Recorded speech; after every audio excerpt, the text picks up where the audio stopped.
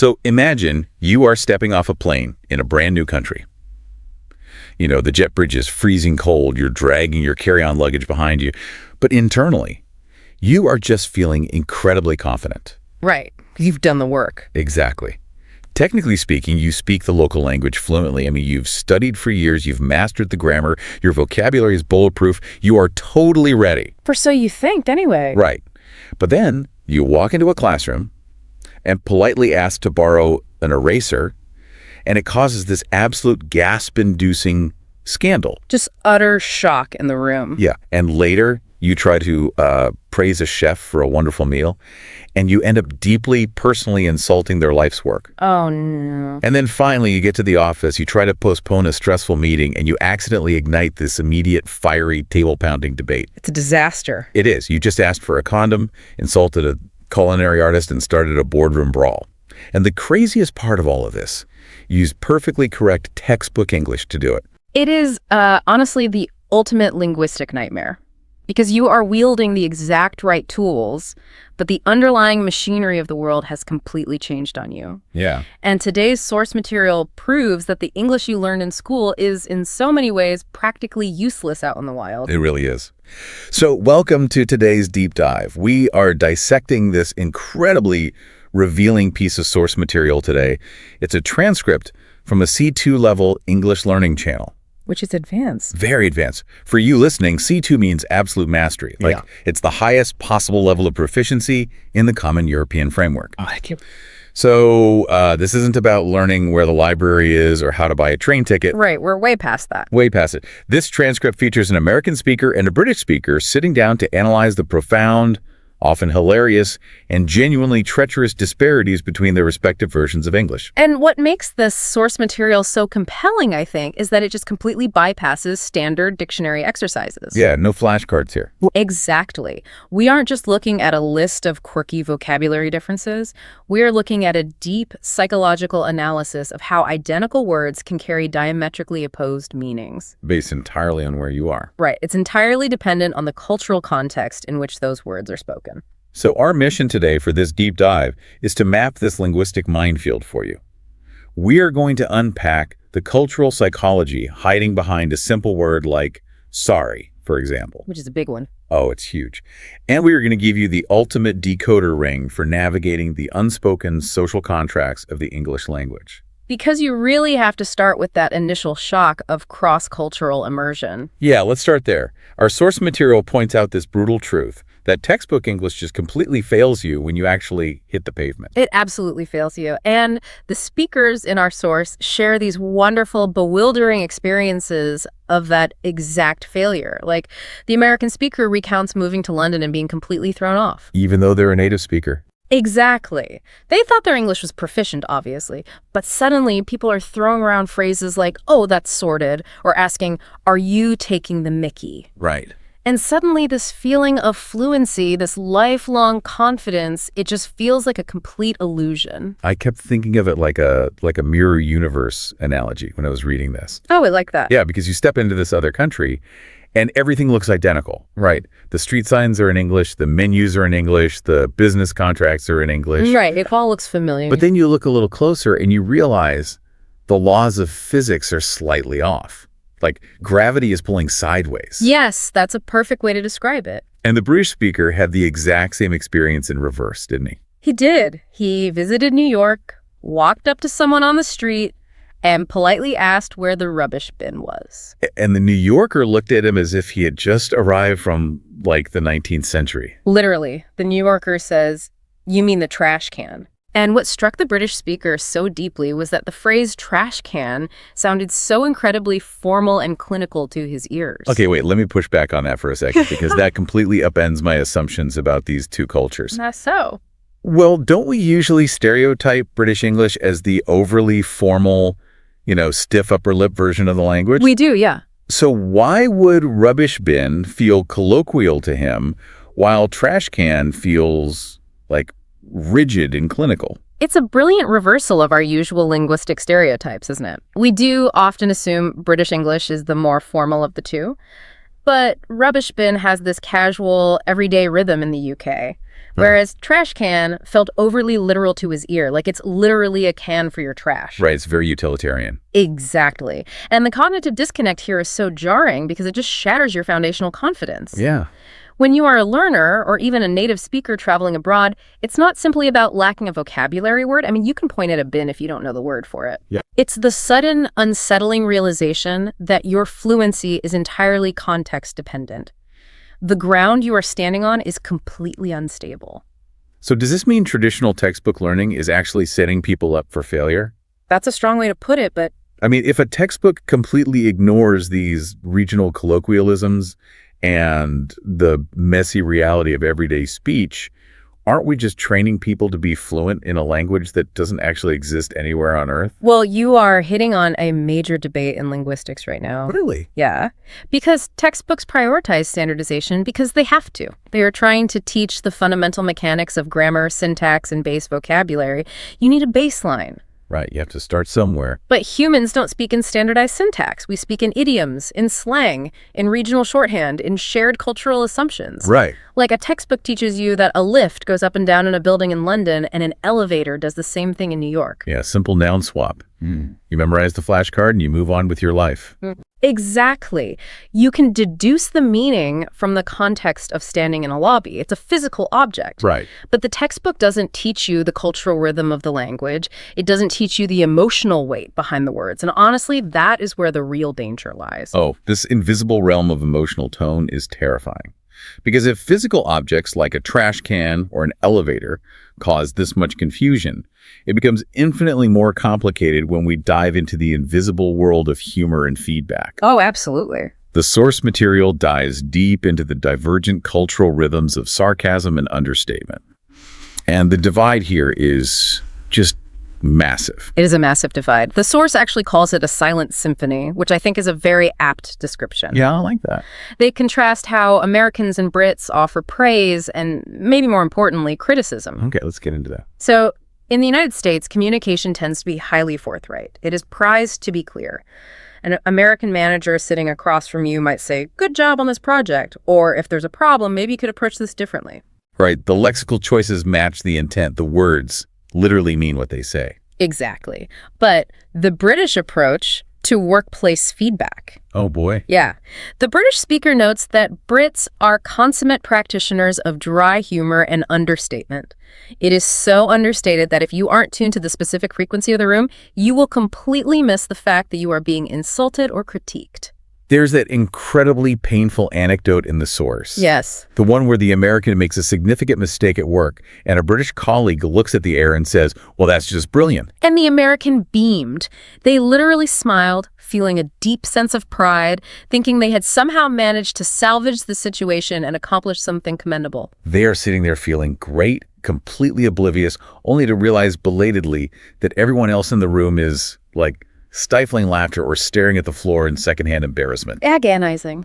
But how does that even happen? How can the word brilliant mean you have completely ruined this? Because of the absolute necessity of nonverbal cues. In British English, particularly when deploying sarcasm or understatement, the true meaning isn't housed in the lexical choices at all. The words, "that's just brilliant," are unequivocally positive on paper. Right. If you feed that sentence into a translation app, it will tell you that you are being praised. Exactly. The actual message is encoded entirely in the delivery. It's in the subtle half-second pause before the word brilliant. It's in the slight drop in intonation, a marginally raised eyebrow, a barely perceptible smirk, or even just a heavy exhale. Wow. If you are only listening to the words being spoken, you are quite literally only getting half the message. It makes me think of another analogy. Let's hear it. So if American English is a brightly lit billboard on a highway, big, bold, easy to read even if you're speeding by at 70 miles an hour, then British English is a high-stakes game of poker. That's spot on. You have to watch the tells. You have to look for the twitch in the eye. But I have to ask, if British communication relies so heavily on a raised eyebrow or a half-second pause, isn't that inherently less efficient? I mean, why encrypt your feedback at work? Are they just operating on a more sophisticated frequency, or are they just afraid of conflict? I wouldn't call it less efficient, but encrypted is the perfect word for it, and it reveals deeply embedded cultural values. How so? Think about the history and the geography of the two places. American culture historically values directness, efficiency, and clarity. It's a culture born of massive expansion of melting pots, where clear, unambiguous communication was strictly necessary for survival and commerce among people from disparate backgrounds. So the billboard approach ensures the message is received without ambiguity. Right. British culture, conversely, is an older, historically high-context society bound by complex class structures and social proximity. Everyone's packed much closer together. Exactly. In that environment, saving face and avoiding overt, aggressive confrontation is paramount for social harmony. Ah, so the poker game allows you to critique someone without actually breaking the social peace. Precisely. It allows a critique to be delivered without the social friction of a direct insult. The person being critiqued understands the true meaning, but because the words themselves were polite, nobody has to go to war over it. That's actually brilliant. It is highly efficient, but only if both parties possess the decryption key. But if you don't have the key, you end up smiling brightly while being professionally dismantled. Yes, you do. And this encryption doesn't just apply to entire sentences or complex workplace feedback. The source points out that it can be entirely localized within single, seemingly innocent words. Yes, these little modifiers. Right, words that act as massive emotional amplifiers or dampeners. And the most dangerous of them all is the word quite. Oh, the treacherous quite. This is perhaps the classic example of how a single modifier can completely derail a cross-cultural conversation. I need to break this down for you listening, because if you are traveling, this is crucial for your survival. Let's look at the American usage first. In American English, quite means pretty good, or even better than average. Right. Like, if I go to a movie and tell you it was quite good, I am actively recommending it to you. I enjoyed it. It surpassed my expectations. Right. But if I say that in London... If you say that in London, you are conveying something entirely different. In British English, quite is a circumspect, often sardonic way of intimating that something is merely adequate or honestly not particularly good at all. It's downgrade. It attenuates the meaning. It pulls it back from the brink of actual praise. The source has this phenomenal, cringe-inducing anecdote about this. The restaurant story. Yes. So an American tourist visits a very nice restaurant in the UK. The chef has prepared a beautiful meal. The waiter comes over, eager to hear how it was. And the American tourist smiles warmly and says the meal was quite nice. Oh, dear. And the British waiter's left standing there completely perplexed, desperately trying to figure out if she actually liked the food or if she was politely telling him it was edible, but barely. It's an agonizing interaction for that waiter, and it goes back to the art of the diminutive. The diminutive. Yeah, words like quite, rather, and a bit. In the UK, these small words wield immense power to shift the emotional weight of a sentence. Gotcha. The source brings up another phrase, quite disappointed. Oh, yes. This is where it gets really dramatic. Yeah. Let's say an American says they are quite disappointed with the vendor's performance. What does that mean? Mild disapproval. Exactly. It implies a mild disapproval. Maybe they expected a slightly better outcome, but it's not the end of the world. They are just a little bummed out. Right. But if a British client looks across the table and says they are quite disappointed, it's over. You've lost the account. it is absolutely devastating. It is an urbane, lethal way to communicate that they are genuinely, profoundly unimpressed and possibly enraged. Enraged. Yeah. From the word quite. Yes. The addition of quite is the polite veneer over absolute fury. If a British speaker wants to show authentic enthusiasm or genuine pleasure, they have to abandon those modifiers entirely and pivot to absolute words like amazing, fantastic, or lovely. So I'm visualizing the word quite as like a volume knob on a stereo. Okay. But here's the trick. In America, turning the quite knob turns the volume of the compliment up. You are amplifying the goodness. Right. But in Britain, turning the quite knob turns the volume down and adds a heavy, heavy layer of judgment to the music. The volume knob turning in opposite directions is a brilliant way to conceptualize it. It perfectly illustrates how the same mechanical input produces a completely inverted output depending on the cultural wiring. But this anxiety over workplace feedback reveals a terrifying truth. Which is? We are constantly being judged on our vocabulary in high-stakes environments. And if misinterpreting quite might bruise a chef's ego or lose a minor client, misinterpreting our next set of words can lead to absolute calamity. Because we need to talk about the danger words. The false friends. Yes, the linguistic minefield, where context is your absolute only map. These are words that exist in both dialects, spelled exactly the same, pronounced exactly the same, but have categorically different significations. They don't just have different nuances, right? No, they mean entirely different, often conflicting things. Let's start with the boardroom disaster I mentioned in the introduction. The word is table. This is a classic. So let's say you are in a high-stakes multinational meeting.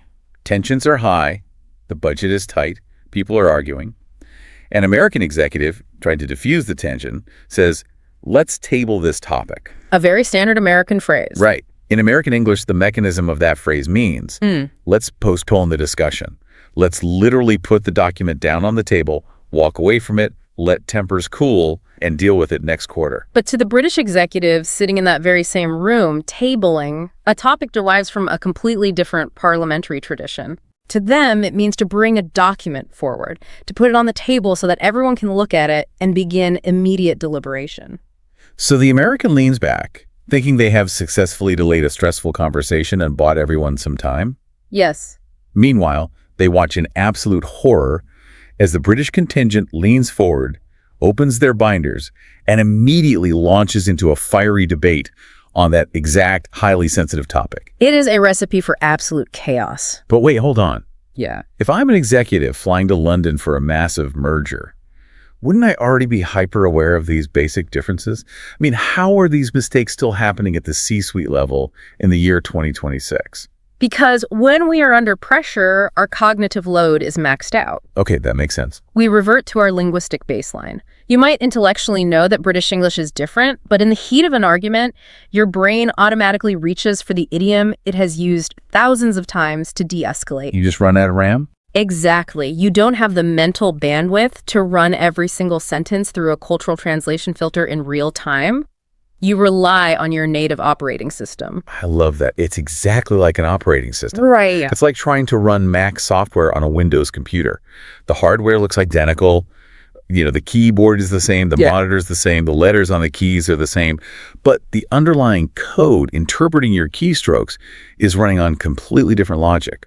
That's a great way to put it. You hit Command P expecting to print, and the computer just shuts down. Yep.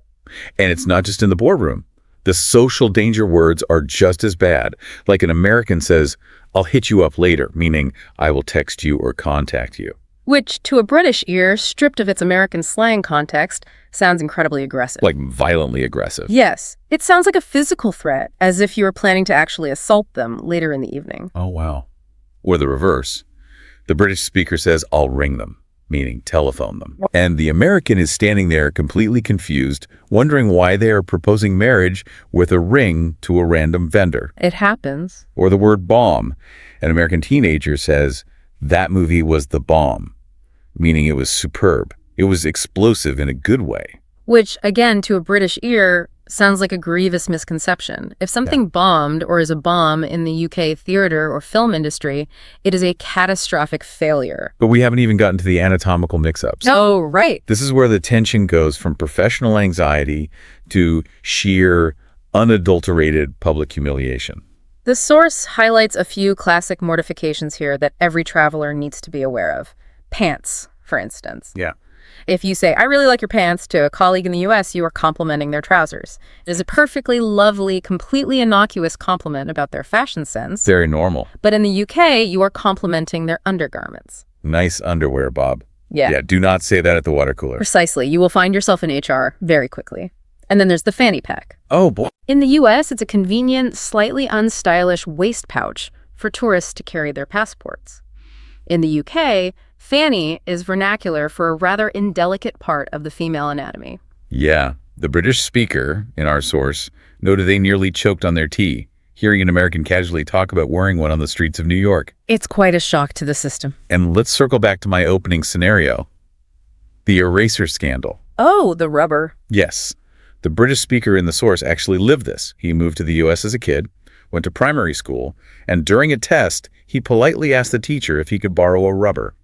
Because in the UK, an eraser is a rubber. It rubs out pencil marks. Completely logical. But in an American classroom, you just ask the teacher for a condom. The sheer panic on that American teacher's face must have been extraordinary. You have a 10-year-old asking for contraceptives to finish his math worksheet. It's hilarious. But Yeah. seriously, how do we survive this? Speaking English internationally feels like walking through a minefield blindfolded. It can feel that way, yes. How do you, as a learner or even a native speaker traveling, mentally categorize these danger words without constantly second-guessing every single sentence you speak? Do you just walk around in a state of perpetual linguistic paranoia? It's a very real anxiety. But the solution isn't memorizing an infinite list of exceptions. You can't do it. Right. It requires a fundamental shift in how you listen and process real-time interactions. You have to stop assuming that your deeply ingrained definition of a word is the universal default. It requires sociolinguistic awareness. So, reading the room, basically. Exactly, but on a hypervigilant level, let's go back to the classroom example. Okay. When the American teacher heard rubber, context should have dictated that a primary school student, holding a pencil and staring at a piece of paper, was likely asking for school supplies, not contraceptives. Right. Common sense. The teacher's internal Windows operating system threw an error code instead of realizing they were running Mac software. You don't have to second-guess everything you say, but you do need to remain highly attuned to the reactions of your interlocutors. If you say you want to table an item to delay it, and everyone aggressively leans in to argue, you need to quickly realize your password just triggered an alarm, and you need to pivot immediately. You have to be incredibly agile. But, ironically, the place where miscommunication actually happens most frequently isn't in a high-stakes boardroom or a classroom. No, it's not. It's when our guard is totally down and we are just trying to feed ourselves. We have to talk about the culinary minefield. Because basic everyday survival needs like getting lunch are where the vocabulary entirely, hopelessly diverges. Food terminology is arguably the most pervasive area of confusion, primarily because it is so deeply tied to daily life and so highly regionalized. Why is that? Well, historically, food was local, so the vocabulary evolved in isolation long before global trade and mass media could standardize it. The absolute classic conundrum, the one that trips up everyone. The potato. The British speaker in the source tells this story of ordering chips with his burger in the States, fully expecting thick-cut, steaming hot, proper British chips. What did he actually get? Crisps. Cold, crunchy potato chips in a foil bag. Because the taxonomy of the potato is completely displaced across the Atlantic. The taxonomy of the potato. Exactly. What the UK designates as crisps, the US calls chips, and what the UK calls chips, the US variously terms fries or French fries. Right. The British speaker recounts this hilarious, deeply confusing story of asking his American server for ketchup to go with his crisps, meaning his bagged potato chips, and the server looking at him as if he had lost his mind. Which, to be fair to the server, dipping a crunchy Lay's potato chip into a puddle of Heinz ketchup is a deeply unsettling culinary choice. It's not standard practice, no. But the confusion doesn't stop at lunch. The breakfast table is just as dangerous. Well, Let's talk about the biscuit incident. a very crucial distinction. In America, if you go to the South, a biscuit is a savory, buttery, flaky baked good. It is often smothered in thick white sausage gravy or served alongside fried chicken. It's a heavy meal. Right. In the UK, a biscuit is a sweet, small cookie, like a digestive or a shortbread that you elegantly dip into your afternoon tea. Meanwhile, the American word cookie only refers to a very specific type of sweet treat in the UK, like a chocolate chip cookie. The source illustrates how profound this sensory mismatch can be. Imagine you are in the UK, you want a comforting, quiet afternoon, you ask for a cup of tea and a biscuit, expecting a sweet treat to lift your blood sugar. Sounds lovely. And imagine if you were served a steaming cup of Earl Grey tea alongside a heavy, savory buttermilk scone meant to be eaten with fried chicken. The culinary wires are completely crossed. Completely crossed. And the source also points out that you don't even have to cross the Atlantic to experience this. Oh, true. There are massive regional U.S. variations, like carbonated soft drinks being called soda on the coasts, pop in the Midwest, and sometimes just Coke in the South, regardless of the brand. So your relaxing tea and a biscuit suddenly translates into a carbonated pop and a savory scone. It just highlights how deeply regionalized quotidian or everyday English really is. It really does. The words we use to comfort ourselves, to feed ourselves, are completely foreign to people speaking the exact same language. But if you're listening to this and thinking, okay, I'll just point at the menu to avoid the food trap, I have bad news. It doesn't stop there. Because food isn't the only aspect of daily life governed by strict rules. Physical behavior and our very bodies are bound by social contracts that are dictated by cultural language. Yeah. Let's look at unspoken social contracts, starting with the most sacred of British traditions. The cue. Queuing, forming an orderly line. Yes. Our British speaker notes that this practice is practically sacrosanct in Britain. To an outsider, it might just look like people waiting for a bus. But it is not merely about waiting your turn. It is a highly complex, unspoken social choreography. The source explains that Americans sometimes fail to queue properly when they visit London, and it is decidedly not well received by the locals. No, it is not. But what does properly actually mean? What is the mechanism of a good cue? Because it's clearly not just standing behind the person in front of you. It's about tacit conventions. Maintaining a very specific, respectable distance personal space is absolutely paramount. Okay. It's about not attempting to circumvent others, not drifting off to the side, and certainly not creating a secondary parallel line. It is an unspoken social contract where every individual agrees to honor their specific temporal position for the collective good. Wow. So breaking the queuing rule isn't just annoying, it's practically a moral failing. Exactly. It isn't a vocabulary failure, it is a breach of cultural values. It signals disrespect for the collective order and a prioritizing of the self over the community. That's intense. And this idea of an unspoken, deeply moral contract extends beautifully to another massive cultural divide discussed in the source. The sorry culture. Yes, the apologies. The American speaker in our source visited New York and found herself uttering sorry incessantly, the way she had trained herself to do while living in London. Just constantly apologizing. Right, bumping into someone on the subway, reaching for the same door handle at a coffee shop, or just existing in a slightly crowded space. And the New Yorkers looked at her with total bemusement. Like, why are you apologizing for existing? This is a crucial distinction in the psycholinguistics of the two cultures. In American culture, generally speaking, the word sorry is reserved for genuine transgressions or authentic errors. Right. If you spill hot coffee on someone's lap, you say sorry. If you step hard on their foot, you say sorry. Because it is reserved for actual faults, the word carries gravitas. It has substantial weight. It is an admission of guilt. Okay. In British culture, however, sorry is often used as a reflexive expression of politeness. It acts as a social lubricant to ease minor frictions in shared, dense spaces. It doesn't necessarily mean I accept fault for this negative event. It often just means I acknowledge we are awkwardly in each other's way and I am signaling peaceful intentions. Okay, I have to challenge this because I hear this all the time. Let's hear it. Does this mean Americans are actually ruder in public spaces because they don't apologize as much? Or are they simply reserving their apologies to preserve the word's actual semantic gravitas, while Brits have watered down the word sorry until it basically just means hello or excuse me? That is the exact tension linguistic anthropologists study. Really? Yes. Neither culture is inherently ruder. They are just prioritizing entirely different functions of language. Americans preserve the semantic integrity of the apology. When they say it, they truly mean it, and they accept the guilt associated with it. Right. Brits, on the other hand, prioritize the social cohesion of the apology.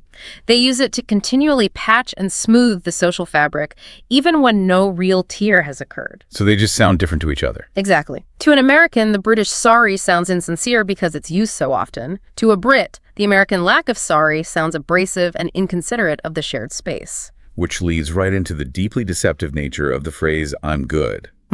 This is another social contract that blows my mind because it causes so much friction. Oh, this one causes a lot of confusion. Let's say you offer a beverage to an American guest in your home. They say, I'm good. What is the mechanism of that phrase? It means, no thank you. I do not want a beverage. I have everything I need. Right. But if you say, I'm good, to a British host, a British listener might interpret that statement entirely literally. I am currently feeling satisfactory. It doesn't necessarily register to them as a declination of the offer you just made.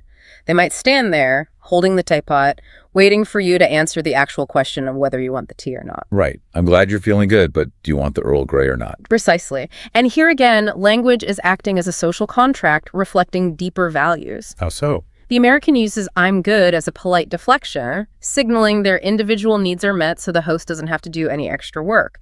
It's rooted in a culture of self-sufficiency. The Brit expects a more direct engagement with the offer, a clear yes please or no thank you, because the offer itself is a ritual of hospitality that demands a formal response, not just a status update on how you are feeling. If you're listening to this and thinking, this sounds utterly exhausting, you aren't wrong. Maintaining this level of cultural vigilance takes a massive toll on your cognitive load. It really does. But it doesn't stop at vocabulary and social habits. The truly wild part of this deep dive is realizing that these cultural values are actually baked into the very grammar, the physical pronunciation, and the spelling of how the two nations construct their reality. The underlying mechanics. Yeah, let's look under the hood at the mechanics of speech. Let's start with grammar, specifically the use of the present perfect tense. Okay, grammar lesson. The source notes that British speakers use the present perfect phrases like, have you eaten yet? With markedly greater frequency than Americans, who might lean toward the simple past, did you eat? And the source makes a brilliant observation. This isn't just a grammatical quirk. In the UK, using the present perfect often implies a social overture. Explain the mechanism of that. How does a verb tense become a social overture? Well, Because if an American asks, did you eat? They might just be collecting data. They want to know the timeline of your day. But if a Brit asks, have you had a cup of tea?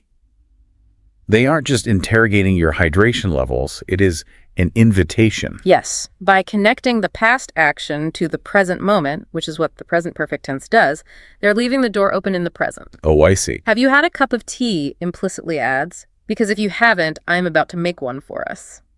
It transcends the mere words and encompasses the entire social interaction. The grammar itself is hospitable. That's fascinating. And we see a similar divergence with the modal verb shall. Oh, I love the word shall. But as an American, I treat shall like a museum artifact. Like it belongs in a different century. Exactly. You only ever see it in highly formal legal contracts. The tenant shall pay rent on the first of the month. Or if you're pretending to be a wizard in a fantasy movie, you shall not pass.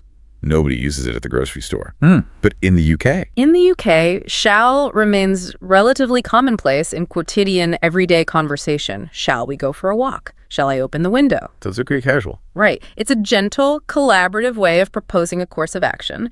It softens the proposal. Do you want to go for a walk is a direct question requiring a yes or no. Shall we go implies a shared decision-making process. It's that conversational encryption again, softening the edges. Exactly. But let's move from grammar to the physical mechanics of speech, pronunciation. Because this is where people really start feeling intensely judged. Oh, pronunciation is a minefield. The source brings up the word vitamin. Americans loudly and proudly say vitamin. Brits say vitamin. And the British speaker in the transcript admits something fascinating. He says he feels pretentious saying vitamin when he's in America. Why is that? Because pronunciation carries immense social weight. But the British speaker defends his pronunciation, arguing it is actually the more etymologically faithful way to say it, deriving directly from vita, the Latin root for life. So he has a point. He isn't trying to be pretentious. He is honoring the Latin root. But to an American ear, the short I sounds overly clipped and posh. And it's not just vitamins, it's the letter H. Americans proudly pronounce the H in herb. I am growing herbs in my garden. While Brits tend to elide it, they drop the H entirely and say herbs, which historically aligns with the French origin of the word. Right. Then you have words ending in "ile," like fertile or hostile. An American flattens it out. Fertile or hostile. A Brit leans into the vowel, fertile and hostile, rhyming with "ile." Yes. Even the word leisure, it becomes L-E in the U.S., drawing out the E, and L-E-Z-H in the U.K., dropping the hard R at the end. What this illustrates so clearly is that phonetic differences are never just about the physical shape of your mouth. They are tribal markers. Tribal markers. Yes. When you use one pronunciation in the other's territory, you risk sounding either overly affected and pretentious to the American ear, or overly casual and unrefined to the British ear, depending entirely on the listener's internalized biases. You are instantly categorized by how you treat the letter H. And those tribal biases translate directly from the spoken word to the written word. We have to talk about spelling and formality because this is where the history gets incredibly dramatic. It's a very intentional divergence. Color, spelled with a U in the UK, versus color without the U in the US. Center, ending with an air, versus center ending with an air. Why did this happen? Did Americans just forget how to spell? Not at all. The expert in our source explains this beautifully by pointing to history. The British spelling retains the historical French influence from the Norman conquest. The ornate U's and reverse letters are a linguistic monument to their history. But the Americans, they actively, aggressively changed it. Yes, and we have to talk about Noah Webster here. The dictionary guy. The dictionary guy. Following the American Revolution, there was a profound psychological need to decouple from British standards. America was a new nation, and Webster explicitly wanted to simplify American spelling to create a distinct national identity. Oh, that makes so much sense. He wanted a dictionary that reflected a new, rational, democratic society. He rationalized the spelling to make it more phonetic and efficient, which he believed would improve literacy rates among a diverse, sprawling population. Dropping the U from color wasn't an accident. It was an act of linguistic rebellion. It's fascinating. I compare it to an architectural restoration. How so? The Americans took this old, rambling, drafty English house and stripped it down to the raw studs for maximum efficiency. Let's get rid of the U. It doesn't make a sound. We don't need it. Let's flip the rate to so it looks how it sounds. Right. While the Brits kept all the ornate, historical French trim, the gargoyles, the stained glass, even if it took longer to dust and maintain. That's a great metaphor. But the expert in the source makes a crucial point for anyone writing in English today. Neither is wrong, but you cannot mix them. The essential unbreakable rule here is consistency. If you are writing a report, a novel, or a marketing campaign for an international audience, you must pick a convention and sustain it. Take a lane. Exactly. If you start with British orthography, maintain the U's and the Rainers throughout the entire document. Do not intermingle the two. If you have color in paragraph 1 and center in paragraph 2, it shatters the professional illusion. It makes the text feel schizophrenic and disorganized to the reader. You cannot build a house with half modern steel and half 12th century French gargoyles. It just looks like a mess. It really does. And the same goes for vocabulary that ages out differently in the two countries. The source brings up words like whilst and amongst. If an American writes, whilst I was walking, they look like they're aggressively affecting sophistication, or maybe writing a bad medieval fantasy novel. But in the UK, In the UK, whilst is just a prevalent, everyday part of modern discourse. It hasn't fallen into desuetude. It hasn't aged out of the lexicon. It is perfectly natural. which brings us to the ultimate question for you, the listener. We've covered a terrifying amount of ground. We have. With all these rules, false friends, hidden sarcasms, boardroom traps, and spelling rebellions, how is a learner or a business professional or just a tired traveler supposed to actually master this divide without losing their mind? It is a daunting prospect, but fortunately, our source material delivers some incredibly practical, grounded advice for navigating this labyrinth. What's the first step? The first and most important rule: prioritize grasping the overarching meaning over flawless replication of an accent. Do not obsess over sounding like you were born in London or raised in Boston. Because, as the source points out, the reality is that the diversity within those countries is vast. The idea of a single British accent or American accent is a myth. Someone from Newcastle sounds categorically different from someone from London, just as someone from Boston sounds markedly different from someone from deep Texas. Yes. The British speaker in our transcript even admits to struggling to understand certain Scottish accents. So if native speakers can't understand each other, you shouldn't panic about perfection. Exactly. Perfection is the enemy of communication. So how do you train your ear to handle this diversity? Yeah, how do we do that? The source recommends actively exposing yourself to an eclectic range of regional accents via podcasts, documentaries, and YouTube. Don't just listen to the BBC or CNN. Listen to the Newcastle accent, the Scottish burr, the Texas drawl, the Minnesota next. Really get that variety. And here is a highly specific, actionable tip they provide that I think is brilliant. Transcribe brief audio excerpts. Transcribing, like writing down every single word. That sounds like homework. Why does that work? It sounds tedious, but it is a phenomenal cognitive exercise. Really? Yeah. Sitting down and transcribing just a 1-minute clip of a heavy regional accent forces genuine, unbroken attentiveness to the minutiae of the language.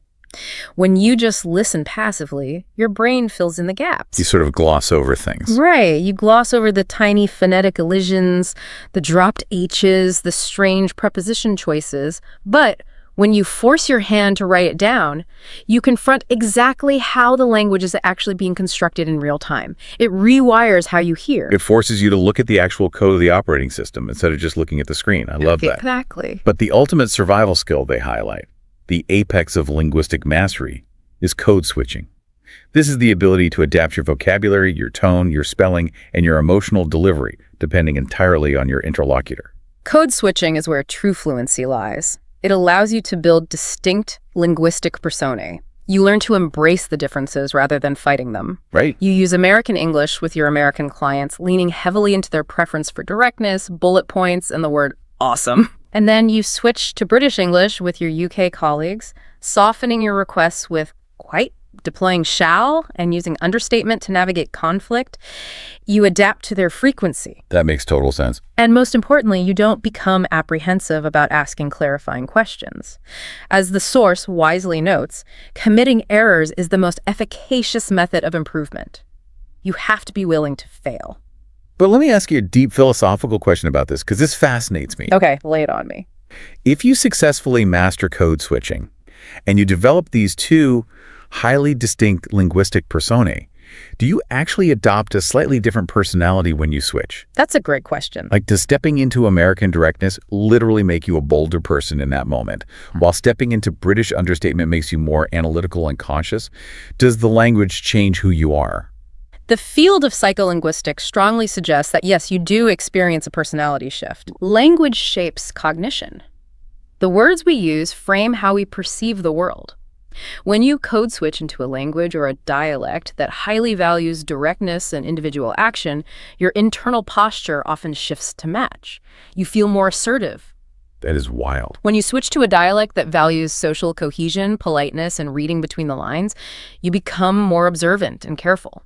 You essentially become the persona the language requires you to be to survive in that cultural ecosystem. That is incredibly cool. You are literally shape-shifting your consciousness. You really are. Okay, let's bring this all together.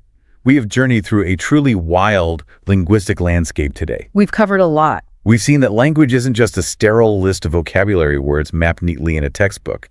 It's a living, breathing, sometimes dangerous entity. We've gone from the very real perils of ordering potato chips to the absolute boardroom disaster of tailing a meeting, all the way to the devastating relationship-ending emotional weight of the diminutive word quite. And the ultimate takeaway for you, the listener, whether you are prepping for a vacation, sitting in a tense multinational business meeting, or just trying to fully appreciate the dry humor in your favorite British or American television show, is that recognizing these nuances is a superpower. It really is a superpower. It allows you to hear the hidden music beneath the words. It prevents you from taking deep offense where none is intended. It stops you from accidentally insulting your hosts. And it helps you navigate the unspoken social contracts of the world with grace and empathy. You are no longer flying blind. But I want to leave you with a final, slightly provocative thought to ponder, something inspired by the source's observation that language is in a perpetual, unstoppable state of evolution. Okay. Today, we live in a hyper-connected world. The internet, global streaming media, TikTok, and international gaming are constantly exposing us to an incredibly eclectic mix of accents and slang. American kids in Ohio are using British slang they heard on YouTube. British teenagers in London are picking up Americanisms from Netflix and using them in the schoolyard. It's happening everywhere. Right. So with all this constant, rapid digital cross-pollination, are these highly distinct regional personae we spent the last hour discussing destined to fall completely into desuetude? Decades from now, will the line between British and American English blur into a single, homogenized global digital dialect? It's a real possibility. Or, no matter how much we text, stream, and meme, will our physical cultures remain stubborn enough that we will always step off that plane, walk into a room, and desperately need to know exactly what kind of pants we're complimenting? It's a fascinating question about the future of human connection. Something to think about the next time you ask someone to table a discussion. Thanks for joining us on this deep dive. I want you to picture a scenario. It is your first time traveling abroad for like a high-stakes business trip or maybe a highly anticipated vacation. Oh, the classic fish out of water setup. Right, exactly. Yeah. So you've touched down in London, you've navigated the tube, and you are feeling incredibly confident. I mean, after all, you speak the language perfectly. You've spoken English your entire life. Or so you think. Right. So you find yourself at a social gathering, a pub maybe, or a networking event after a conference, and you're mingling. You turn to a colleague, you offer what you think is a perfectly innocent, highly complimentary remark about their work or, their outfit. Uh-oh. I know where this is going. You're smiling, you're putting your best foot forward, and suddenly the entire room just goes dead silent. Just absolute crickets. Yes. The person you just complimented turns bright red. Someone in the corner coughs awkwardly, just staring intensely at their pint glass. And you realize, with this sudden icy knot forming in the pit of your stomach, that you have just stepped on a massive linguistic landmine. It is the ultimate nightmare for any traveler, isn't it? It really is. Because you didn't just mispronounce a vowel, you have completely shattered some invisible social taboo, and the terrifying part is you have absolutely no idea how you did it. That sheer, unadulterated panic of realizing the ground beneath your feet, which you assumed was solid concrete, is actually quicksand. You thought you were playing by the rules of a game you've known since childhood. But you're actually playing an entirely different game. Exactly, on a different board with pieces you can't even see. And that specific flavor of panic, that invisible quicksand, is exactly what we are going to be dissecting today. We're doing a deep dive into an incredibly fascinating transcript. Yeah, the material we're working with today originates from a C2 advanced English learning show. Which is like top-tier, near-native level dialogue. Right. It features this extended, totally unscripted conversation between two hosts, one British and one American, as they try to untangle the completely baffling, often contradictory differences between their two versions of English. But we aren't approaching this as a grammar lesson, right? Oh, far from it. While this transcript was originally engineered to help advanced language learners navigate international workplaces or pass high-level proficiency exams, it actually functions as something much more profound. How so? Well, when you strip away the educational framing, what you are left with is a spectacular anthropological case study. It exposes the subtle, frequently hilarious, and occasionally outright dangerous cognitive gaps between American and British culture. So our mission today is to hand you the ultimate cultural decoder ring. We aren't going to sit here and read you a sterile list of vocabulary words to memorize. I mean, you probably already know that a lift is an elevator. Right, we want to go much deeper than that. Exactly. The goal of this deep dive isn't just translation. It's to understand the underlying cultural psychology, like the invisible architecture of thought that causes two massive nations, supposedly united by a common language, to constantly, relentlessly misunderstand each other. Because language never exists in a vacuum. It doesn't just describe the world, it actively constructs it. The vocabulary, the syntax, and especially the tone. Well, the tone is huge. It really is. They're direct reflections of the environment, the history, the geography, and the social structures of the people who speak it. What we find when we analyze the dialogue between these two native speakers reveals incredible truths about how our environments shape the very mechanics of human connection. I am incredibly enthusiastic about leaning into this premise because what we learn in textbooks, those sterile, grammatically perfect sentences, completely divorced from context. They're useless in the real world. Totally useless. It's entirely different from the messy, chaotic reality of communicating on the streets of New York or London. So let's start with that initial jarring culture shock of crossing the Atlantic. Let's do it. Because when you look at the interactions in this transcript, the very first barrier the speakers hit usually isn't the vocabulary at all. No, the vocabulary is almost a secondary concern. The primary barrier, that invisible wall that outsiders crash into immediately, is the tone. The tone. Okay. We have to talk about the British mastery of dry humor and understatement, contrasted with the American preference for absolute, unvarnished directness. The contrast in the transcript is staggering. It's almost comical. They discuss this concept of understatement, and in the UK, you could literally have a scenario where a catastrophic event occurs. Someone's house literally burns to the ground. The roof caves in, their possessions are reduced to ash. Right. And a British person standing on the sidewalk watching the embers might turn to you, offer this heavy sigh, and say, well, that's a bit inconvenient. To an American ear, or really to anyone from a culture that values overt emotional expression, that sounds borderline sociopathic. It sounds totally detached from reality. But if we dig into the cultural psychology here, understatement in British culture is not about a lack of emotion. It is a highly ingrained, historically reinforced aversion to making a fuss. Right, the stoicism. Exactly. It's a deeply rooted stoicism that prioritizes the collective atmosphere over individual distress. The underlying social contract dictates that you do not impose your emotional burden on the people around you. You actively downplay the extreme to maintain social harmony. But here is the fascinating twist. You take that intense aversion to making a fuss, you internalize it, and what's it morph into? It morphs into sarcasm. Oh, sarcasm is practically a national sport in the UK. It really is. And the material we're reviewing shares a specific anecdote by the British speaker that perfectly encapsulates how dangerous this sport is for an uninitiated outsider. She tells a story about her early career, working in a corporate office. Right, and she makes a mistake on a project. Yeah, it's not a company-destroying, headline-making mistake, but it is a very visible, undeniable, embarrassing error. A significant blunder in front of her peers. A massive blunder. And her colleague looks at her, deadpan, perfectly straight-faced, not a hint of a smile, and says, "That's just brilliant." Right. Now, because this host hadn't yet fully calibrated her own internal decoder ring for corporate doublespeak, she takes it at face value. She literally beams with pride. Oh, no. She thinks she has somehow done something avant-garde, something innovative that her colleague appreciated. She's glowing. And then comes the crushing realization. The agonizing realization a few moments later as she looks around the conference room and sees her other colleagues physically stifling their laughter. They aren't laughing with her. They're laughing at the fact that she completely, spectacularly missed the sarcasm. It is a phenomenal, albeit painful, example of how meaning in British English is overwhelmingly found in the negative space of the conversation. The negative space, I love that phrase. Let's analyze the nonverbal architecture required to decode that single interaction. The words themselves, "that's just brilliant," are grammatically positive. But the true intended meaning is communicated entirely through subtext. Like a smirk. It might be a slight smirk, yeah, or an almost imperceptible raise of a single eyebrow, a deliberate micropause before the word brilliant, or a specific flattened vocal intonation that drains the word of its natural enthusiasm. It's like navigating a funhouse mirror maze.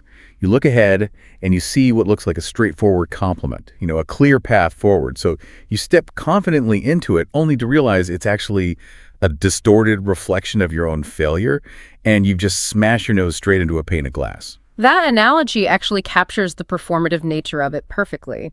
Because the danger of the funhouse mirror isn't just that you hit the glass, it's that you look foolish to everyone else watching who already knows the layout of the maze. Wow, yeah. The audience. The sarcasm isn't just between two people, it's a performance for the group. For the British, the subtext is the text. The burden of interpretation is placed entirely and rather heavily on the listener. You are expected to read the room, read the micro-expressions on the face, factor in the context of the recent failure, and deduce the exact opposite of the spoken word. And meanwhile, the Americans are operating on a completely different frequency. The American approach, generally speaking, is to completely eliminate the negative space. You put the meaning directly into the words themselves. The transcript contrasts this beautifully. It does. In an American workplace, if you do well, you get straightforward, literal feedback, like "great job on that report." If you mess up, you get constructive, literal feedback. You need to try approaching this differently next time. There is no guesswork. Exactly. You don't have to be an amateur psychologist reading tea leaves and eyebrow twitches to figure out if your boss actually hates your presentation. The American communication style is often classified by linguists and anthropologists as low context. The message is carried explicitly by the words. The British style is high context. The words are merely a small part of a much larger web of unsaid information, shared history, and social cues. Which leads to a very practical heuristic discussed in the dialogue, which is both hilarious and vital for survival, the 90% rule. Oh, the 90% rule is an absolute lifesaver. It essentially states that if a British person says something wildly positive to you right after you have experienced a failure, or right after something has gone terribly wrong, there is a 90% chance it is pure, unadulterated sarcasm. If you drop a tray of drinks in a pub and someone shouts, "Well played," they do not think you are a skilled juggler. Definitely not. It forces the listener to constantly weigh the literal words against the situational reality. The Americans are playing a straightforward game of catch. I throw the baseball of meaning to you, you catch it. The British are playing a game of three-dimensional chess where half the pieces are invisible and the rules change depending on who is watching. So we've established that the tone is a minefield of negative space and hidden meaning. But let's follow that thread into the broader cultural expectations of formality. Because if the British are habitually masking their criticisms and their observations in sarcasm and stoicism, how do they handle the friction of basic daily requests? Right, the everyday stuff. Yeah. I mean, how do you manage something as simple as ordering a cup of coffee without causing an international incident? This brings us to a concept we can think of as the etiquette engine. And the contrast here is incredibly stark. We see a deep dive into the casual, transactional immediacy of American requests versus the British psychological need to endlessly soften, pad, and hedge those exact same requests. The immediacy of American English is fascinating when viewed from an external perspective. The transcript notes that in America, you can walk into a bustling diner in New York or Chicago, walk up to the counter and just say, "Give me a coffee," or "I'll have a burger." And crucially, this isn't perceived as rude by the server. Not at all. It's perceived as efficient, it respects the server's time, it's direct. But if you take that exact phrasing, pack it in your suitcase, and deploy it in the UK. It is viewed as aggressively demanding. It borders on hostility. In British English, directly saying, "I want" or "give me" to a stranger, particularly in a service environment, is a severe violation of that social harmony we discussed. It disrupts the delicate balance. Instead, they rely heavily on hedging language. They construct elaborate grammatical structures just to soften the imposition of the request. They do. The speakers highlight a perfect example, asking for something by saying, "I don't suppose I could have." Let's actually pause and look at the grammatical gymnastics happening in that phrase, "I don't suppose I could have." You are initiating a request by explicitly suggesting that the other person probably cannot fulfill it. Yes, you are leading with the negative. You are almost apologizing for having a bodily desire for caffeine in the first place. It is a linguistic masterpiece of self-deprecation. By saying, "I don't suppose," you are giving the other person an immediate guilt-free exit ramp. You are actively lowering your own status in the social interaction to ensure the other person doesn't feel dictated to or imposed upon. It's a display of verbal deference. Exactly. It acknowledges the imposition before the request is even fully articulated. And this deference, this need to maintain distance and respect, it bleeds into everything, including what we are allowed to call each other. The timeline of first names is a wild divergence. Oh, absolutely. In America, you walk into a business meeting, you shake hands, you exchange business cards, and within roughly 45 seconds, you are calling the CEO Dave or Sarah.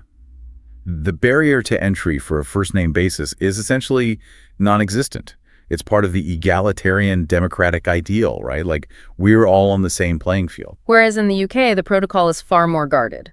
There is an unspoken, often lengthy probation period. You start with titles, Mr. Thompson, Dr. Williams, and you are expected to maintain that formal linguistic distance until you have somehow, through time or shared experience, earned the right to cross the threshold into the intimacy of first names. To jump straight to Dave is presumptuous. Highly presumptuous. It assumes an intimacy that hasn't been negotiated yet. It's like you have to unlock a new tier in a friendship subscription before you get access to their given name. That's a great way to put it. But the absolute centerpiece of British etiquette, the primary gear in that etiquette engine that keeps the whole dense society from grinding to a halt, is the word sorry. Ah, the infamous British sorry. It is perhaps the most heavily utilized tool in their linguistic arsenal. The breakdown of this word is staggering. For Americans, the word sorry carries a very specific heavy weight. It implies genuine fault. It is an admission of liability. You step on someone's foot, you dent their car, you break a rule, you say sorry because you are accepting the blame. Right. But for Brits, it is used 30, 40, maybe 50 times a day in scenarios where absolutely no one is at fault. It's used to get attention. Sorry, what time's the next train? It's used to ask for repetition. Sorry, with an upward inflection. It's used simply to exist in the same physical space as another human being in a supermarket aisle. Yes, it is ubiquitous. But I have to push back on this, because this is where the American brain short circuits. If you use sorry as a verbal tick, if you use it just to flag down a waiter or right before you sharply disagree with someone in a meeting, doesn't that fundamentally devalue the word? It's a fair question. Like if you say sorry 40 times a day just for breathing the same air as someone else, how does anyone know when you are actually remorseful? Doesn't the word just become meaningless static? I understand the instinct to view it that way, and it's a very common critique from cultures that view language purely as a transfer of literal information. But the word doesn't lose its weight, you simply have to redefine its primary function within that specific cultural ecosystem. Okay. The transcript introduces a brilliant framework for this, describing the British sorry not as an apology, but as a social lubricant. A social lubricant. Yes. The casual, everyday British sorry isn't an admission of guilt at all. It is a proactive friction reducer. To understand why this is necessary, you have to look at the physical and historical reality of the United Kingdom. Which is very different from the U.S. Extremely. It is a relatively small, geographically constrained island nation with a very dense population, overlaid with a long, highly structured history of class dynamics and social hierarchy. When you have millions of people living in incredibly close quarters for centuries, you are forced to develop robust linguistic tools to prevent constant simmering social friction. That makes a lot of sense. So the casual, simply acknowledges shared social space. It's a ping to the network. It says, I recognize that my physical trajectory is temporarily intersecting with your physical space, and I am signaling in advance that I have no hostile intent. Wow, that is a profound reframing. Yeah. So when an American is walking down a busy street in London and they accidentally bump shoulders with a British person, the American's internal logic says, well, it was an accident. Neither of us did it on purpose, so I'm not guilty of malice. Therefore, I shouldn't apologize. They keep walking. Exactly. And the British person is left standing there thinking the American is aggressively hostile because the American refused to offer the standard social ping. Precisely. The American is operating entirely on a framework of literal guilt and liability. The Brit is operating on a framework of spatial harmony and collective maintenance. It's two different operating systems crashing into each other over a single 5-letter word. Okay, so we've mapped out the treacherous terrain of tone, the hidden daggers of sarcasm, the complex etiquette engines, and the endless non-apologetic apologies. But what happens when we drill down to the foundational building blocks of the language? The words themselves. Because, as the dialogue between these hosts makes painfully clear, even when you master the tone, even when you've properly softened your request and apologized for your own existence, the vocabulary itself can completely betray you. This brings us to the notoriously perilous domain of false friends. False friends. These are words that look absolutely identical on paper. They sound identical when spoken, but they harbor vastly different, often highly dangerous, completely incompatible meanings, depending on which side of the ocean you are standing on. They're essentially linguistic booby traps. When we attempt to speak a completely foreign language, say we are struggling through Mandarin or Russian or Arabic, our psychological guard is entirely up. We are hyper-aware of our own ignorance. We tread carefully, we point at things, we expect to be misunderstood. You're on high alert. But when a language is theoretically our own native tongue, that psychological guard drops completely. We assume a baseline of shared meaning. Exactly. You feel safe. And that false sense of security is why these false friends result in such a profound, visceral psychological shock when they misfire. The cognitive dissonance is staggering. The transcript provides some truly agonizing examples of these misfires, and we have to start with the one that arguably causes the most sheer international embarrassment. The word pants. The word pants. It is the classic trap, and it never fails to cause chaos. It never does. In the United States, pants are just trousers. You wear them on your legs, you go to the office in them, denim pants, khaki pants, sweatpants. It's a completely benign, everyday word. So an American might casually say to a British colleague at a conference, hey, nice pants, where did you get them?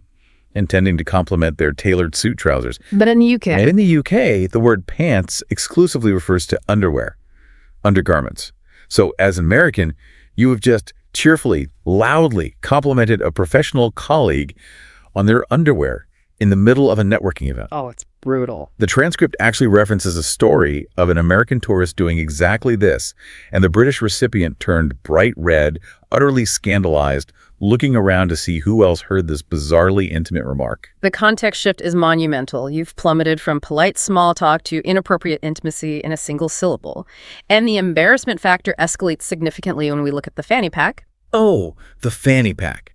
In America, it's that highly practical, slightly dorky, zippered pouch you wear around your waist.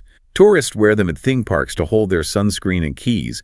It is the pinnacle of innocent, uncool utility. Right. But in the UK, that first word is a highly specific, rather vulgar slang term for female anatomy. Right. The British host in the dialogue recounts a memory of being in New York and hearing an American casually shouting across a crowded room about needing to grab their fanny pack before they leave, and she says she nearly choked on her tea. I can imagine. Because, again, it's the cognitive dissonance. Your brain hears a word that has been heavily categorized as taboo or explicit in your own cultural programming, but is being spoken loudly with the casual, breezy innocence of someone discussing the weather. It creates a short circuit in the listener's brain. It really does. But neither of those examples, as horrifying as they are, compares to the anecdote shared about the word rubber. Oh, no. This is the ultimate linguistic nightmare scenario, and it highlights how early these divides start. Yes, the American host shares a story from his own childhood. He had just moved to the United States from Britain, and he was enrolled in an American primary school. He was just a little kid, maybe 7 or 8 years old. And in the UK, the little pink block you use to erase pencil marks from your paper is called a rubber. You can see the catastrophic train wreck approaching in slow motion. You absolutely can. So he's sitting in his new American classroom, diligently doing his math worksheet, and he makes a mistake. He raises his hand. The busy classroom falls quiet as the teacher calls on him, and he asks, very politely with his little British accent, "Miss, can I borrow a rubber?" Because, of course, in America, a rubber is widespread colloquial slang for a condom. Yes, the sheer agony of this moment is palpable. He says the poor teacher's face cycled through 17 different expressions of shock, confusion, and panic in about 2 seconds. The entire class of older kids goes dead silent and then erupts.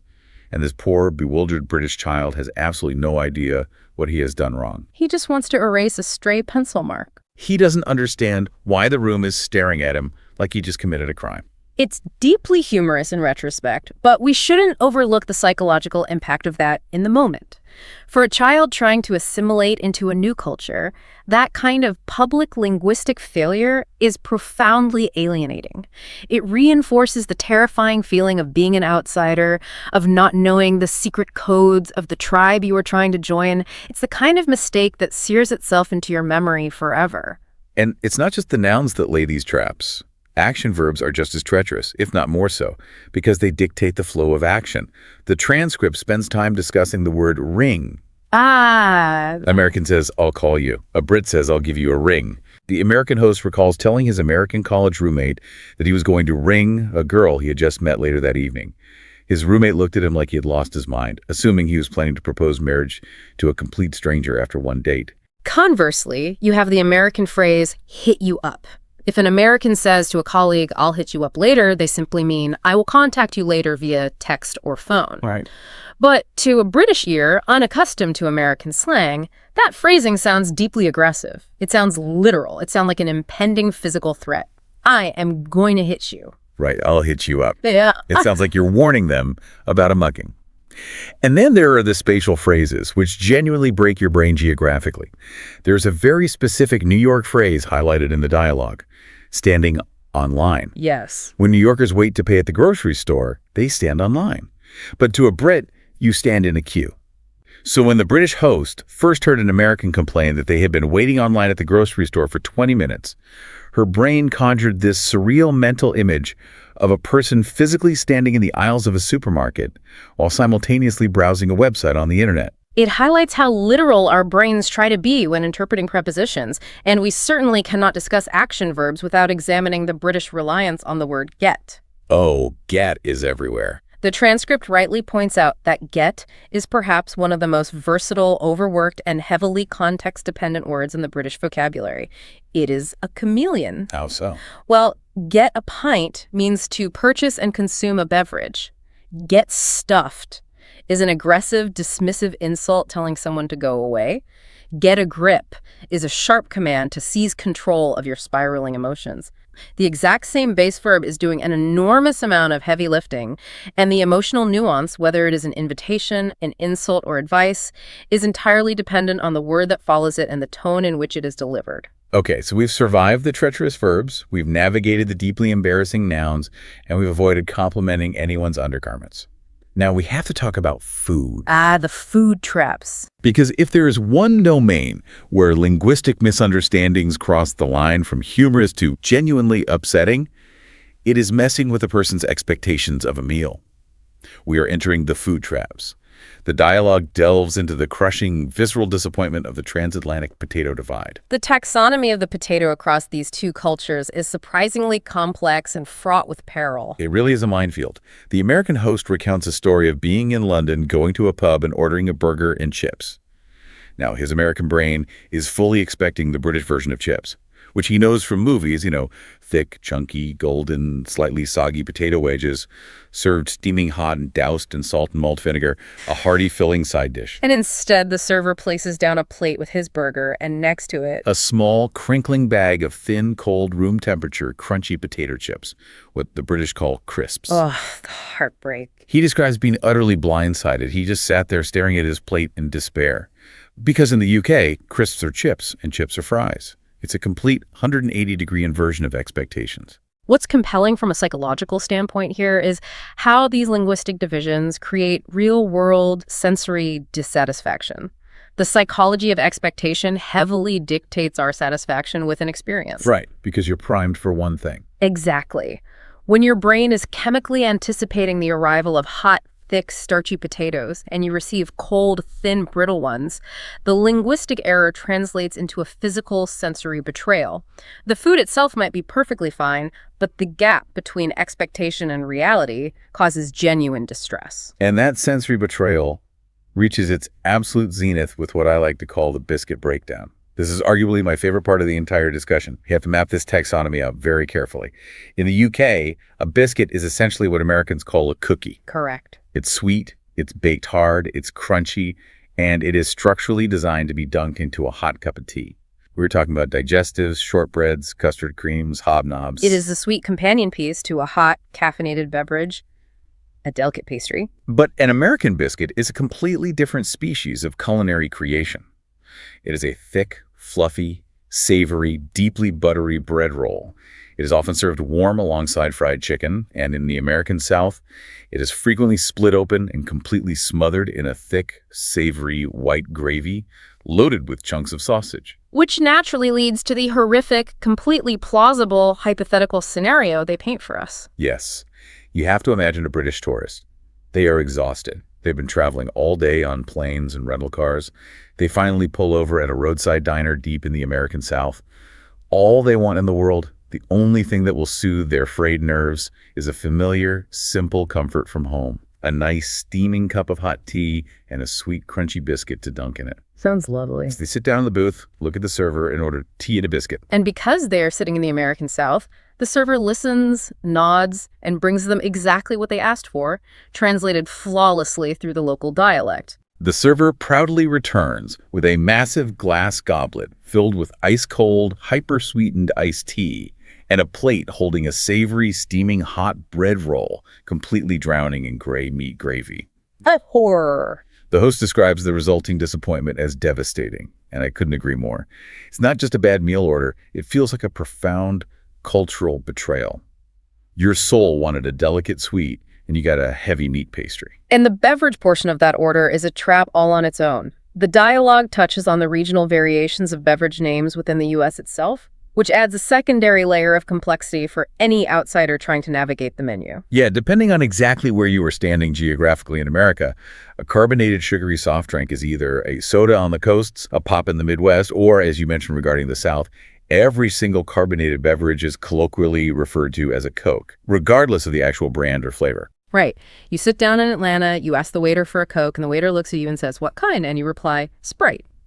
It makes absolutely zero logical sense to an outsider unless you understand the deep, localized, regional shorthand. Which serves as an excellent segue into our next layer of complexity. Because even if you somehow manage to select the exact right vocabulary word, and you successfully navigate the false friends, and you memorize the food taxonomy, how you physically pronounce that word and the specific geographic location you are standing in when you say it changes the reception entirely. Absolutely, because English isn't really just one language. It's more like 100 different localized dialects stacked on top of each other, wearing a trench coat, pretending to be a unified system. Let's look at the phonetic divide. The pronunciation quirks highlighted by these speakers are fascinating because they are the immediate auditory markers that instantly out you as a foreigner. These are the phonetic shibboleths. They begin by examining the word vitamin. Vitamin. In the US, it is pronounced with a long, hard I, vy2min. In the UK, it utilizes a short I, vit-umin. The American host actually admits to feeling slightly pretentious if he tries to say vit-umin while back home in the States. It feels performative. Then we have the classic example of herb. Americans notoriously drop the H, pronouncing it herb. Now, this is where the historical context becomes deeply interesting. A common assumption is that Americans simply became lazy over time and dropped a consonant, but the reality is the exact opposite. Wait, really? Yes. The American pronunciation actually faithfully follows the original French root of the word herb, where the H is entirely silent. So the Americans didn't change it, they kept it the same. The Americans are actually preserving a linguistic fossil, being more faithful to the original French derivation than the modern British are. Precisely. The British, during a later period of linguistic standardization, decided to actively reinsert the hard H to align the pronunciation more closely with the spelling. This is a phenomenon known as colonial lag. Colonial lag, wow. Often, a population that breaks away from the mother country will retain older linguistic forms, while the language in the mother country continues to rapidly evolve. In many specific phonetic instances, an American accent is closer to 17th century British English than a modern London accent is. That is genuinely incredible. I always assumed it was just a divergence of laziness. Then we have words like schedule. Americans hit it with a hard K sound. Schedule. Brits use a soft sh sound. S-A-D, jewel. Leisure provides another stark phonetic contrast. The American pronunciation uses a long E. L-E-zur. The British pronunciation uses a short E. L-E-Z-H. And consider the word route. Americans often pronounce it route, rhyming with out, particularly when referring to highway numbers like Route 66, though route is also widely used. The British exclusively say route. And then there are the word endings. The "ile" suffix is a major point of divergence, whereas like fertile, hostile, or missile, Americans tend to swallow the ending, treating it almost as an afterthought. Fairtool, Hangelstoll, Missole. Brits, on the other hand, enunciate the entire suffix clearly, rhyming it with the word isle, fertile, H-O-style, missile. And of course, we cannot discuss pronunciation without touching on the great metallurgical debate, aluminum versus aluminium. Yes, that goes beyond a mere shift in vowel sounds. The British version literally inserts an entirely extra syllable into the word, aluminium. It completely alters the cadence and rhythm of the sentence. It's almost like they wanted the metal to sound more distinguished and scientific. But here is where the conversation takes a really crucial turn. We talk about American English and British English in broad strokes, as if they are these two giant, unified, monolithic entities. Right, as if every single person in the United States sounds exactly like a national evening news anchor, and every single person in the UK sounds exactly like a member of the royal family. It is the illusion of a monolithic dialect, and it is a massive trap that almost all language learners fall into. They learn the standard version and assume it applies universally across the landmass. It's a huge trap. And the dialogue actively deconstructs this myth. They point out that a native New Yorker, a rancher from rural Texas, and a farmer from Minnesota might as well be speaking three entirely different languages. The cadence, the rhythm, the elongation of the vowel sounds, the hyperlocal vocabulary, they are worlds apart. And the UK, despite being vastly smaller geographically, is arguably even more densely packed with extreme linguistic variety. The phonetic distance between someone born in London, someone speaking the Geordie dialect in Newcastle, and someone from the Highlands of Scotland is astronomical. The British host, who is a highly educated native speaker, shares a highly revealing and humbling anecdote about exactly this. She recounts traveling north to Glasgow, Scotland, and spending an evening sitting in a local pub. Now, keep in mind, she is British. She's grown up on the same island. She has heard Scottish accents on television and radio her entire life. Right, you'd assume she'd be perfectly fine. She's not exactly in a foreign country. But she openly admits that sitting in that pub, immersed in a real, unfiltered, rapid-fire local conversation, she only understood perhaps every third word. That's wild. The Scottish dialects are so incredibly rich, possessing their own unique grammar structures and completely distinct vocabulary, retaining words like wee for small, or bairn for child, or ken for no, that they function almost as an entirely separate language, requiring real-time translation, even for other native Brits. That honestly makes me feel so much better about my own struggles. If a native British linguistics expert can't understand a conversation in a Scottish pub, then there is hope for the rest of us. Exactly. But speaking of impenetrable hyperlocal dialects, the discussion dives deep into what has to be one of the most famously confusing and elaborate linguistic systems in the modern world: Cockney rhyming slang. Cockney rhyming slang, originating in the East End of London among the working classes. It is truly a linguistic marvel. It's absolute madness. Let's break down the mechanics of this because it requires so much cognitive processing. The basic system works like this.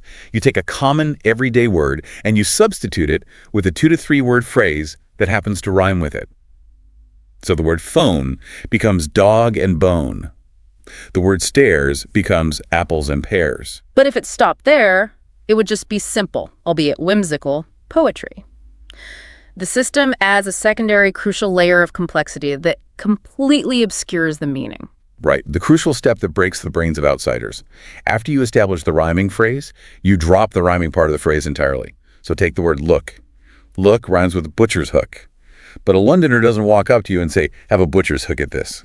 No, they don't. They drop the word hook and they just say, have a butcher's. So a local will point at a car engine and say to you, have a butcher's at this, meaning look at this. I want to pause and really look at the mechanics of this because my brain struggles to accept it. If Cockney rhyming slang actively, deliberately removes the rhyming word entirely, if you intentionally sever the sonic connection so that the concept of look becomes the completely unrelated word butchers, isn't the primary function of that dialect to intentionally exclude outsiders? That's exactly what I thought. We are taught that the purpose of language is to facilitate communication. But this system seems engineered from the ground up specifically to prevent communication with anyone who isn't already deeply embedded in the secret. Your intuition is spot on, and it cuts to the very heart of why these hyperspecific dialects form in the first place. Dialects, and especially highly codified, almost cryptographic systems like Cockney rhyming slang, serve a powerful dual purpose. Yes, on the inside, they act as a profound bonding mechanism for the in-group. They create a shared identity, a sense of belonging to a specific neighborhood or class. Right. But simultaneously facing outward, they act as a cryptographic wall against outsiders. A cryptographic wall. That is exactly what it feels like. You need the decryption key to even participate in the conversation. Historically, Cockney rhyming slang is widely believed to have been developed and utilized by street market traders, or even those operating in the criminal underworld of Victorian London. They needed a way to communicate prices, warn of police presence, or discuss illicit activities loudly and in public without the upper-class patrons or the authorities understanding a word of it. It is an intentional defensive barrier. It forces the listener to prove they belong to the community. To prove they know the codes before they are granted the privilege of understanding the message. That is endlessly fascinating. It's secret agent spycraft, but developed for selling fruit in a public square. So, given all of this, the false friends, the sarcasm, the hidden walls of dialect, how on earth is a learner or even just a curious traveler supposed to navigate this? The speakers actually provide some fantastic, highly practical media immersion tips. If you want to train your ear to parse through these regional labyrinths, they suggest studying specific shows. For the dense, industrial Birmingham accent, they recommend immersing yourself in Peaky Blinders. Oh, that's a tough one. For the incredibly unique cadence of Northern Irish, they suggest Derry Girls.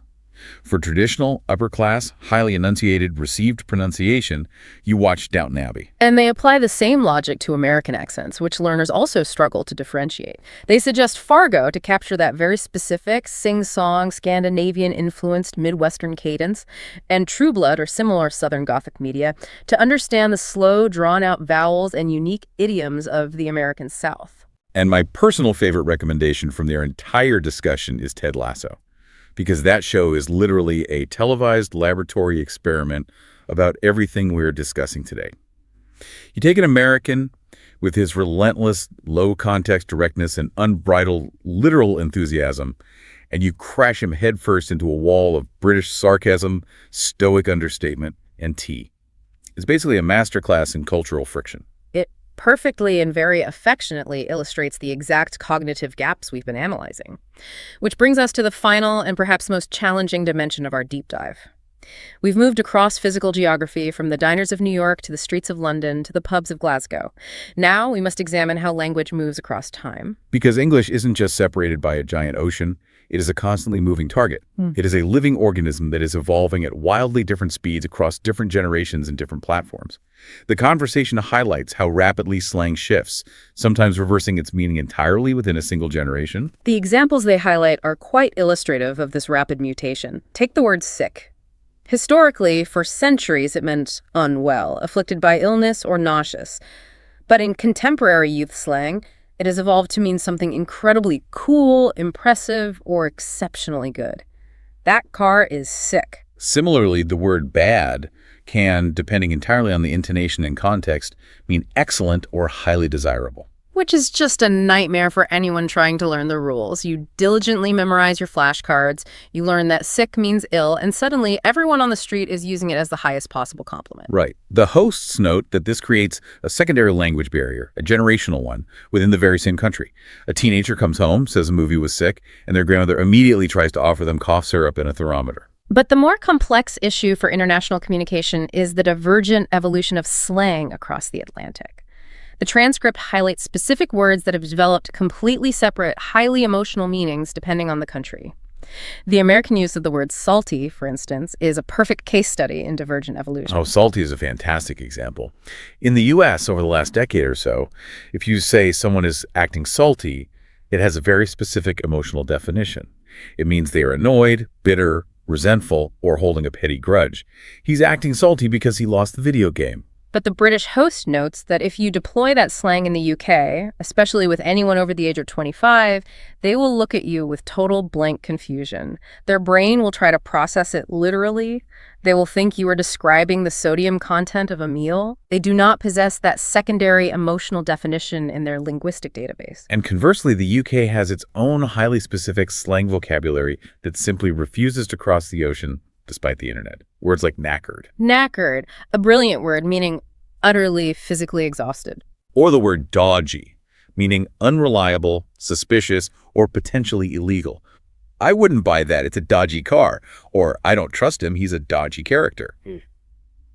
An American listener might eventually be able to glean the negative connotation from the context clues, but it's absolutely not a word that exists in their active everyday vocabulary. So synthesizing all of this, treating the English language like it is one static, unchanging, monolithic rulebook is a massive conceptual mistake. I'd argue it's much more like a massive open source software project. You've got the US developer team on one side and the UK developer team on the other, and they are both constantly, frantically releasing completely incompatible updates to the code, and neither side is bothering to read the other's patch notes. That is a highly apt way to visualize the chaos. It perfectly highlights the futility of trying to find the one true English, which is exactly why this conversation concludes by laying out very practical, deeply empathetic, actionable tips for actually surviving and mastering this chaotic landscape. Yes, let's run through the survival guide they build, because these tips are pure gold for anyone navigating a new culture. Tip number 1. Do not fear the mistakes. Lean into them. The American host talks about his traumatizing rubber incident in the classroom, and he frames it as character building. Exactly. Every time you humiliate yourself by stepping on a false friend, the intense embarrassment acts as a branding iron. It sears the correct definition into your brain forever. You will never, ever make that mistake again. Tip number 2, ask questions immediately when you are confused. Never nod along and pretend to understand when you don't. The simple act of pausing and saying, "I'm sorry, I'm not familiar with that usage. What does that mean in this context?" bridges the gap immediately and often diffuses any accidental tension. It shows humility. Tip number 3, immerse actively, not passively, in the media. Don't just put Ted Lasso on in the background while you scroll on your phone. Pay active attention to the tone, the micropauses, the negative space, the grammatical structures. Which leads directly to tip 4. Transcribe short audio clips. Actually sit down with a pen and write out exactly what you hear to catch those hidden phonetic details, the dropped H's, the swallowed syllables, the subtle shifts in vowel length. Tip number 5 is more administrative, but vital for professional communication. Be consistent in your writing. If you choose to adopt the British spelling of color with a U, do not use the American spelling of behavior without a U in the exact same email or document. Choose a linguistic lane and commit to it to maintain clarity. And finally, tip number 6, which I think is the most profound psychological shift they recommend. Learn to code switch depending on your audience. This is truly the crux of the matter. Yeah. Code switching. In the field of linguistics, this refers to the practice of alternating between two or more languages, or varieties of a language, seamlessly within a conversation. When people first hear about code switching, they often feel resistant. They think it sounds like being inauthentic or faking it. But it isn't about deception at all. It is about developing two distinct, highly calibrated linguistic personalities. It is an act of profound cognitive empathy toward your listener. By actively adapting your output to match their expected input parameters, you are intentionally reducing the friction of the interaction. You are prioritizing true understanding over your own default comfort zone. And that leads right into the final unifying takeaway from the entire discussion. Both hosts make a very intentional point to stress that there is absolutely no right or better version of English. American English isn't a degraded, lazy version of the language, and British English isn't a superior, more pure form of the language. They are just different tools in the same toolbox, shaped by different histories. The ultimate goal of speaking isn't grammatical perfection. The ultimate goal is human connection. Precisely. Language is merely a vehicle. If the connection is successfully made, if the idea is transferred from one mind to another without causing unintended offense, then the language has succeeded, regardless of the accent, the spelling, or the bizarre regional slang used to get there. So let's zoom out and look at the incredible journey we've just been on. We set out at the beginning to give you a cultural decoder ring and look at the sheer volume of invisible architecture we've unpacked. You now know that British understatement isn't a lack of warmth. It's a deeply ingrained historical aversion to making a fuss. You know how to apply the 90% rule to survive the funhouse mirror maze of corporate sarcasm. You understand that Americans value direct, efficient requests because of an egalitarian worldview, while Brits rely on a highly complex engine of deference, hedging, and proactive apologies to keep their dense, historically layered society from tearing itself apart. You've been thoroughly warned about the hidden linguistic booby traps, the pants, the fanny packs, and the completely disparate, deeply emotional definitions of what constitutes a proper biscuit. You understand the mechanics of the phonetic divides, the historical reasons behind them, and the brilliant cryptographic nature of regional defenses like Cockney rhyming slang. And you know that slang isn't just a list of vocabulary words. It is a living, breathing, rapidly mutating organism that requires you to constantly adapt, exercise empathy, and code switch to survive. You have the tools now. Every embarrassing, room-silencing mistake you make from here on out isn't a disaster. It's just a great, hilarious anthropological story waiting to be told at your next dinner party. But before we officially sign off, analyzing all of this material raises a final, highly provocative question. It's something that builds on this idea of slang evolution, and it's a paradox I'd like you to mull over long after this deep dive ends. Oh, let's hear it. Consider the era we live in. We have the internet. We have global streaming platforms beaming the exact same shows into living rooms in London and Los Angeles simultaneously. We have social media platforms instantly connecting every corner of the globe. The prevailing theory for decades was that this digital hyperconnection would flatten the world, homogenize culture, and merge us all into one uniform global dialect. And yet, as the transcript explicitly notes, British and American slang are still evolving in wildly divergent, highly localized, mutually incomprehensible directions. So the question is, why? If the digital world is flattening us, why are these hyperlocal slang terms, these deep semantic divides, and these cryptographic linguistic walls not only surviving, but seemingly accelerating? Oh, that is a fascinating paradox. We have access to everything, yet we are still diverging. I would propose that perhaps as the world gets more massively connected, more vast, and more overwhelmingly noisy, the human brain recoils. We instinctively, unconsciously build new, highly specific linguistic walls to protect our local identities. We crave the intimacy of the in-group precisely because the out-group is now the entire planet. So the next time you casually drop a piece of highly specific localized slang into a conversation or a digital post, ask yourself, are you actually trying to communicate with the wider world? Or are you just trying to build a cozy wall, signaling desperately to your specific tribe that you belong? Wow.